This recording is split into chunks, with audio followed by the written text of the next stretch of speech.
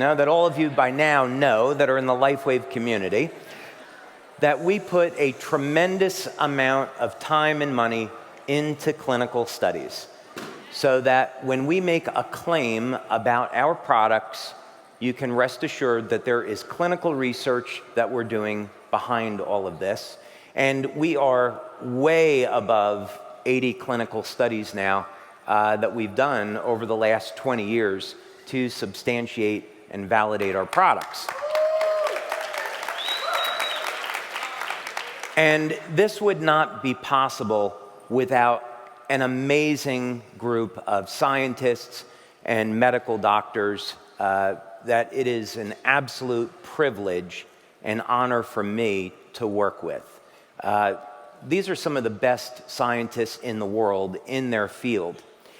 And when we're looking at new products like the sprays or we're looking at the patches, many times we have to come up with entirely new protocols and techniques to evaluate them because previous techniques didn't exist. So, for example, when we're looking at monitoring copper peptide levels, either AHK or GHK, we had to develop, working with a PhD in California, we had to work on developing protocols to measure those peptides in the blood and then develop a process where we would collect the blood from participants, freeze the blood very quickly so the peptides wouldn't be compromised, and then ship those off for analysis. So these were some things that we had to innovate and develop. So there is a tremendous amount of work that goes into these studies. So I'm honored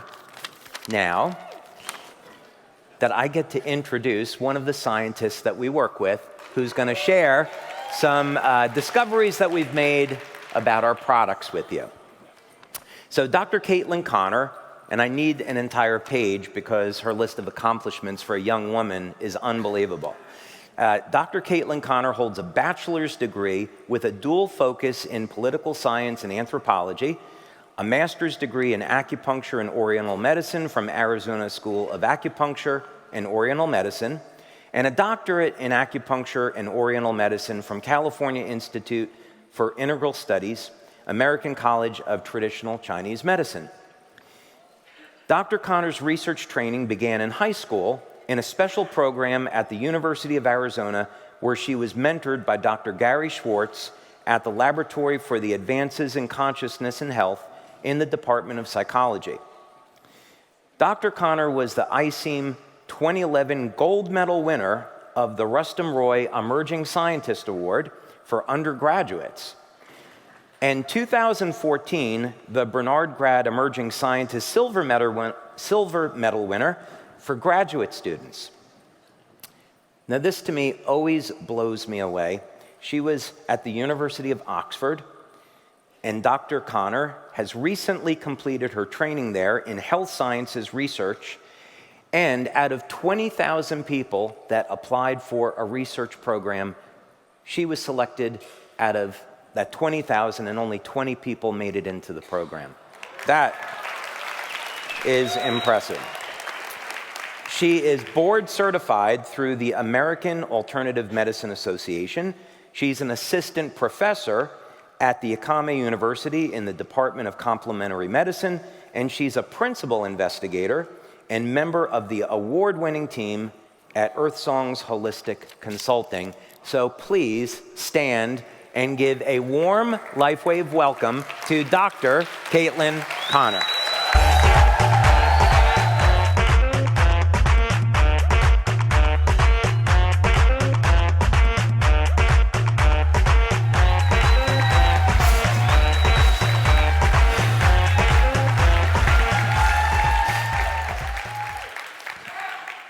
Hi. Really good to see all of you. Okay, so we have some pretty interesting results, and just as a heads up, some of these results we actually got on Tuesday at about 10 at night, so David hasn't seen all of them yet. Should be a nice surprise. All right. There we go. Thank you. So we're mostly going to be talking about the research on X49. We do have a little bit on aromatherapy as well. That study is still in progress, so I can't talk too much about it, but we have some fun things. First of all, we have the X49 bone density study, which was just done on women. It was to determine if the LIFEWAVE X49 patch supports bone, tendon, and sinew health in women ages 40 to 80. There were two groups. We looked at X49 by itself and in combination with X39. There were a total of 20 participants, and measurements were taken at baseline, at 24 hours, 7 days, 30 days, and 60 days of wearing the patch. Osteoporosis has become a major public health problem. As the average population age is increasing, it's beginning to affect a greater portion of the population. And unfortunately, at this point in time, while there are medications available to help with it, there are a lot of unfortunate side effects, and a bunch of those side effects are actually stopping people from seeking treatment. So there's a limit to how helpful they are. AHK is the peptide, the tripeptide, that X49 increases production of, L-alanine, L-histidyl, L-lysine copper. And it has a documented impact on a variety of different areas in the body, specifically skin, hair, and bone. So it was a logical progression to look at its impact on bone density. We knew it had an impact on bone. We did have a couple of challenges going forward with the study. A DEXA scan was determined to be impractical because of the scheduling and the frequency that would be needed to do a research study. You know, we have 6 data points. That's a lot of DEXA scans to put someone through in 2 months. So we looked into alternative methods of testing for changes in bone density, and what we found was serum NTX. We also looked at the AHK itself, amino acids, and hormones, so we could develop as clear an understanding of the effects as possible. During the study, the participants were asked to have a minimum of 6 ounces of leucine-based foods each day, and we did a food diary reviewed on a weekly basis to confirm participant adherence. Just a heads up, we did have trouble with that. A lot of people were not getting a sufficient amount of leucine. Keep an eye on that. We also did the metabolic analysis of the amino acid panel and the peptide analysis in the blood with both AHK and the NTX. So bone goes through 2 different phases. It's a cycle. You have osteoclastic resorption and osteoblast bone formation. So you have the outside of the bone getting removed as it gets, there's wear and tear. So it gets removed, and then you get new bone formed. NTX is released during the cleavage of bone collagen by osteoclasts. So it's released during the breakdown. What you want to see is a decrease in NTX because less is getting released during the breakdown phase. Does that make sense so far? Okay, good. Little history on NTX. It's been found to correlate specifically with changes in bone loss because it is released by that process. In urine, it's been used to index changes in bone density since at least 1994. I don't think I found the earliest use of it, but I did find it at least that early. Unfortunately, its utility in urine is dependent on dilution levels, so the amount of water that the person's drinking makes a difference. It's matched using creatine, but in the urine. But if people have been drinking too much water, you're going to wash out pretty much everything at that point. Fortunately, it's also found in blood and has been shown to also reflect changes in bone density equally well. That study was done in 1999, so it has a fairly long history. So we went with serum instead of urine. Now, the important thing here to remember is NTX is directly tied to a decrease in osteoclast activity. It's directly tied to the breakdown in bone. Less bone loss means there's less bone to replace. So what we saw in this study was a significant decrease from baseline in AHKCU, indicating an increase in utilization. And a significant percentage of subjects showed a over 30% decrease in creatine levels and NTX in the post-intervention time points. Now, what that means is less than 30% means that they're not losing bone. Pretty much everyone had at least one point where they weren't losing bone in that 2 months.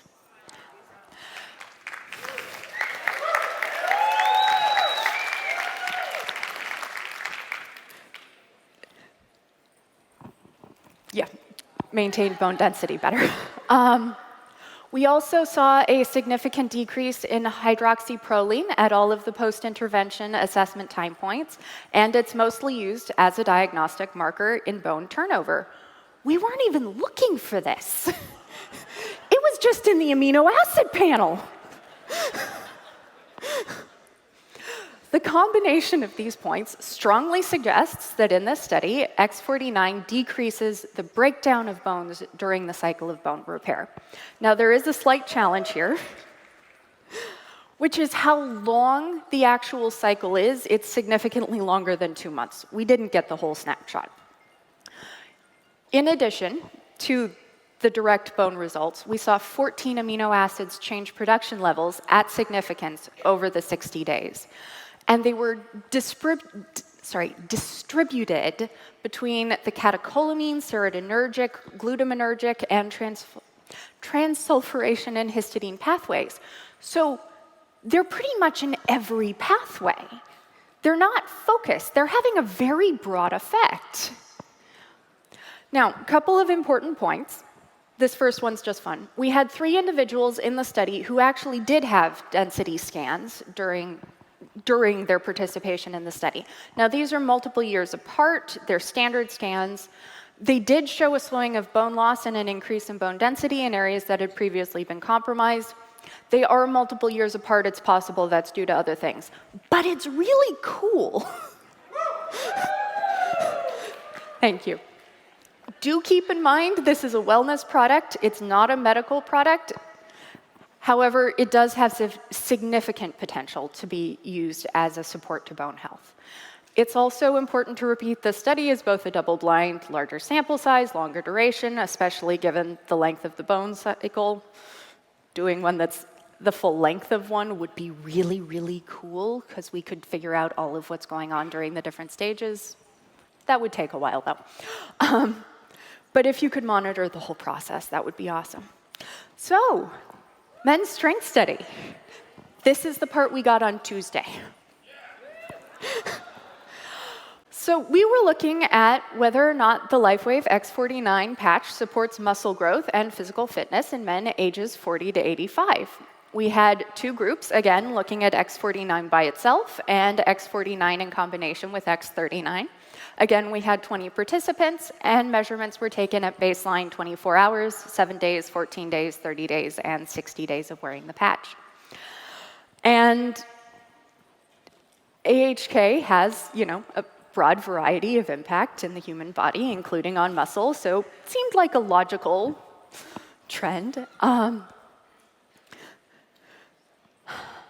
So we did a physical assessment on day 1, and then we did midpoint at day 30 and at the end at day 60. A custom exercise plan was designed after baseline. So we were looking at people with a broad variety of different states of fitness, and the exercise plan was tuned accordingly. We also did custom nutritional and meditation consults. We did physiological measures throughout at every data point, and we did questionnaires. And we did the metabolic amino acid panel, which consisted of urine and saliva, missed saliva on the slide, sorry, taken at baseline, day 2, day 7, day 14, day 30, and day 60, and we did peptide analysis for both. That's a typo. We did AHK. We did not do NTX for the men. So why does this matter? What is the impact of physical fitness? Research has found that 8.2% of Americans over 50 did sufficient cardio and strength training exercise. Now, to be fair, some of that is because they are focusing on one and not doing enough of the other. It's the combination that only 8.2% of Americans are getting enough of over age 50. But up to 5 million deaths a year could be averted if the global population was more active. And that's according to the WHO. So presumably, they've done some looking at this. 8% improvement in cardiovascular fitness with high-intensity exercise was shown over 6 months, 24% over 9 months, and 17% improvement in maximum voluntary isometric strength. That's basically how strongly that person can flex their muscle after 12 weeks, just to give you an idea of how much improvement you expect just from exercise. We got 31 to 70, depending on the measure.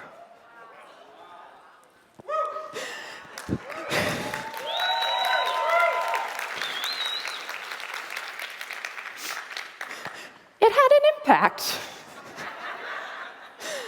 There was a statistically significant increase in the calories burned while biking for 3 minutes by day 30. That's the midpoint. That's not the end of the study. That's the midpoint. There was a significant increase in the top speed while biking for 3 minutes by day 30 and by day 60, both. And a significant increase in the distance biked. Now keep in mind, the people who are doing this, most of them, we didn't give them exercise bikes. I mean, we didn't give any of them exercise bikes. Some of them had their own bikes. But exercise biking wasn't part of the fitness plan. It was just part of the assessment. So they weren't training this.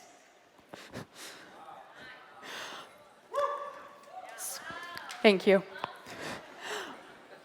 So this one's a little bit weird. Most of the time in research, you're looking for a significant change. Sometimes what you're looking for is for the absence of a significant change. In this particular case, older age is associated with a decrease in exercise efficiency and an increase in the oxygen cost. So as you age, you run into breathing problems. You run into oxygen saturation problems when you exercise. Your O2 saturation goes down. We saw no change in the oxygen saturation. None.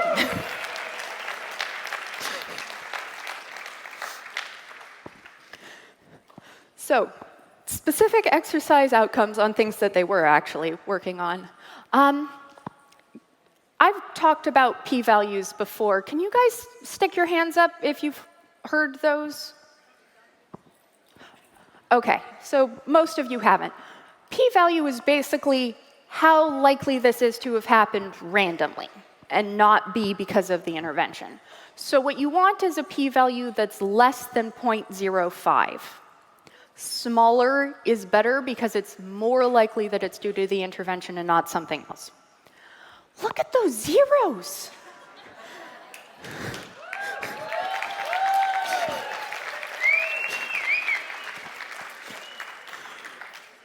There's 3 zeros in all of them. Sit-ups, squats, bicep curls, resistance, grip strength, which I don't have a reference on here, but is directly tied to longevity.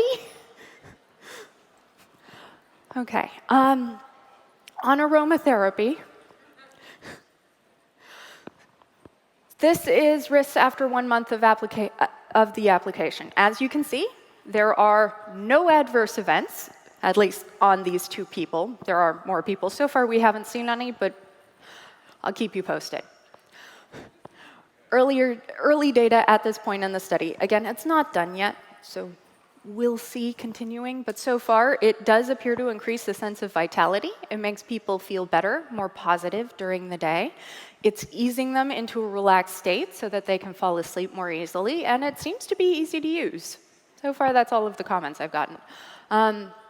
Couple of comments directly from participants. Doesn't make you fall asleep, just relaxes you so that you can.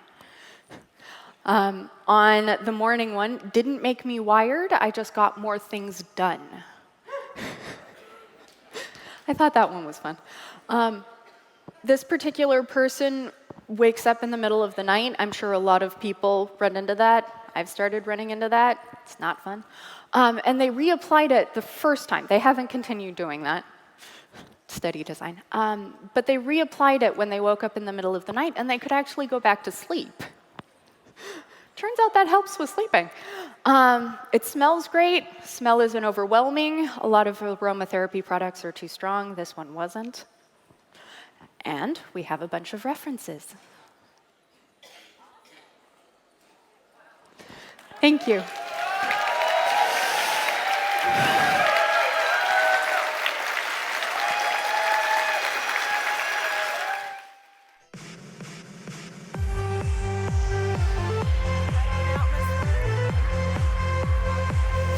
Thank you so much.